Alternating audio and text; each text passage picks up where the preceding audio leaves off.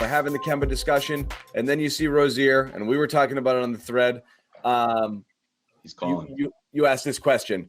I don't think anybody alive thought that this was a play that they were going to make that offseason when Kyrie left. Rozier was a goner. And in fact, I think the only thing you can question in a hindsight move is whether Danny should have dealt Rozier mid-season at the deadline to be able to get something back for him. And I think the answer to that is unequivocally, absolutely yes. I think that was a big misstep.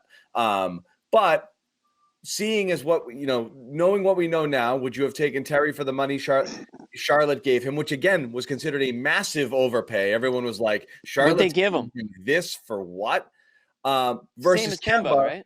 Who at the time, everybody, myself included, was very excited about Kemba as a really good addition and a nice stopgap after losing Kyrie, where you felt you might not lose that much.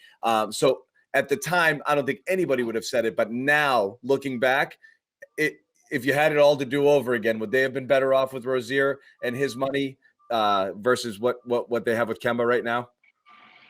So with his money is the key word. Obviously with his money, yes, because the big knock on Kemba is, or not it's not even really, it's not Kemba's fault. It's the Celtics cap situation is where it is right now. And obviously the less money you have tied to these guys, the less harder it's going to be to get out of it in an off season if you're trying to, trade players or anything like that. So based on the money, yes. Here's what I'll say though about Terry Rozier. Great player, best fourth quarter guard of the year, really, based on the numbers that we're seeing. But I'm not sure, we talk about fit, I'm not sure he fits any better than Kemba Walker does he? What is going on? Who's listening to something right now? Somebody is listening to something. I think it's Josue. Now he's on mute. Okay. All right. Let me finish my thought. Sorry about that, Phil. I'm trying to get this thing from Max right now. Max, give me the scoop right now. Give me 1 second. I know it too, and I'm trying to get it also. So Nick's trying to get it for us. Why am I out of the loop here? I'll tell you about it in a little bit. All right, let me just finish my freaking thought, okay? Even though nobody even cares anymore. Josue's muted, doesn't even know it. What's the point of this show? What is the point of this show? All right, listen. This is what I say about Rozier. Fit-wise with this Celtics team, I'm not sure he's any better than Kemba is. Horrible and I don't fit. think he's anywhere near. I don't think he's anywhere near the type of a leader and like sort of. And this isn't really a knock at Rozier. It's just that I just think the Celtics with Kemba, with Brown, and with Tatum needed maybe an older guy, somebody that could sort of allow them to do their thing. I don't think Rozier had any intention of handing the reins over to a guy like Brown or a guy like Tatum, and he's proven that, he can be a star in his own right. So he's not necessarily wrong for that.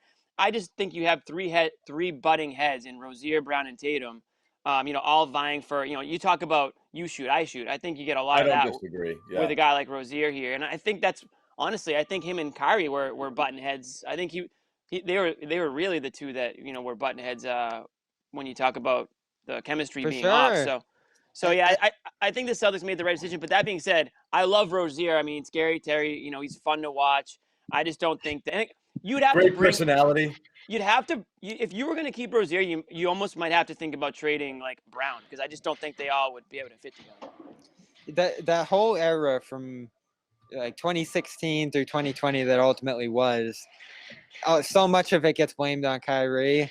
But you do have to look back on some of the other characters that were involved, like Terry Rozier. And I know he just got a standing ovation during pregame tonight, and they were going nuts when he was swapping jerseys with Rob Williams after the game.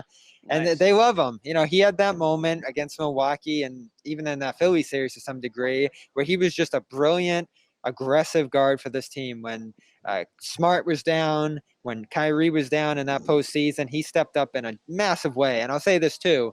He gets the blame for that Game 7 against Cleveland, even though he was phenomenal in the Game 6 at Cleveland where they could have clinched the series. Dunking that game. They all did, but he was completely off in that game. But the next year, where he had to go back to being that third guard, it was just clear that he wasn't comfortable with it and made it known.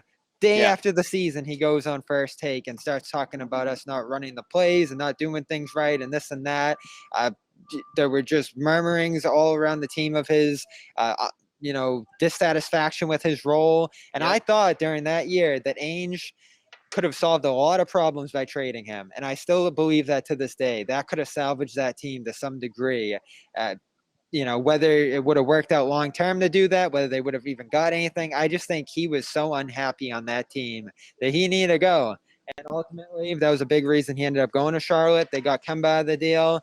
And I just think that's where everyone ultimately wanted to end up. Kemba wanted to be in Boston. Rozier won his own team.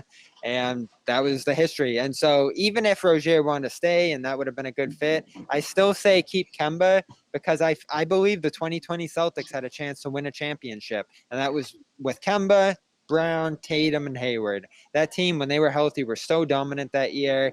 I don't think they beat the Lakers, but they should have gone there. They should have gone.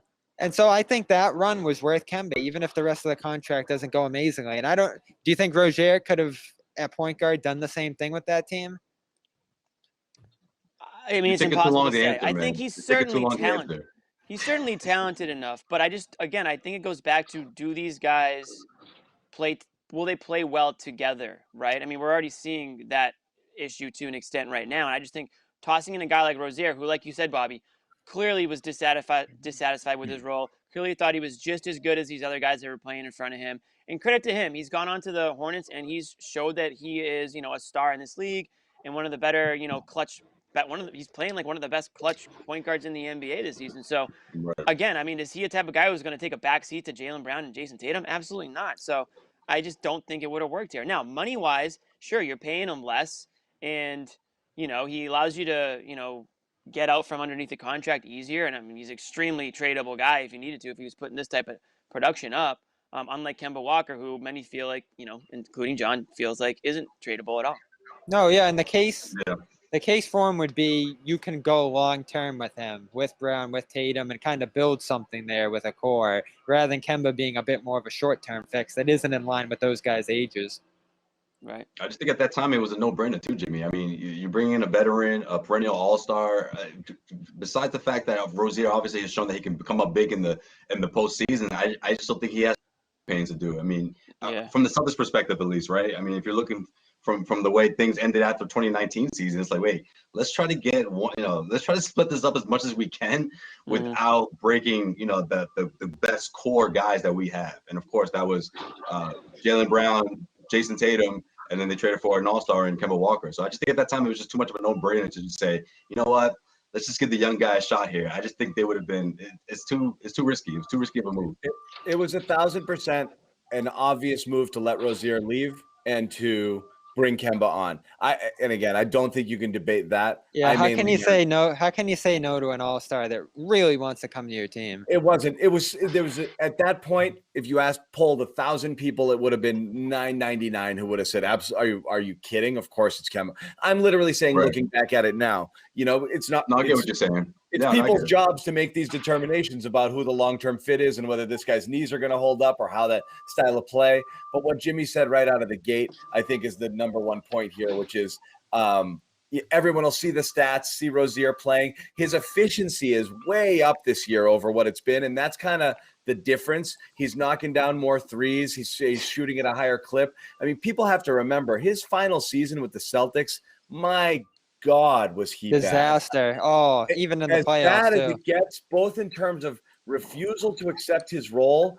but also just his percentages across the board were so bad. He had such a bad year after that amazing stint in the playoffs there. So it was really depressing to see it. I mean, he shot 38% from the floor. I mean, he was he was just a chucker.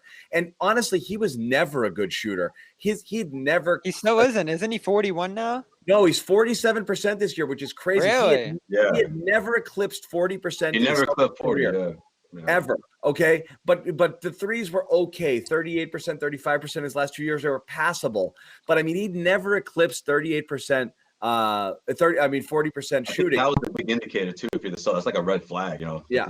The Celtics have been so fortunate with these scoring point guards. It's just like, well, wait a minute, this guy's not even in the 40%. No, absolutely not. Like you went from Isaiah's MVP candidate season to Kyrie Irving, what he does with that basketball on a string and tearing it up, and then you go to Rozier, not putting up 40, not being able to sustain a 40% shoot percentage, like that's like, wait a minute. Brad's like, I can't have this. I can't deal with this as my starting point guard. He's been spoiled a bit in a good way. Right. You know, the Celtics, they've been good. They've been good.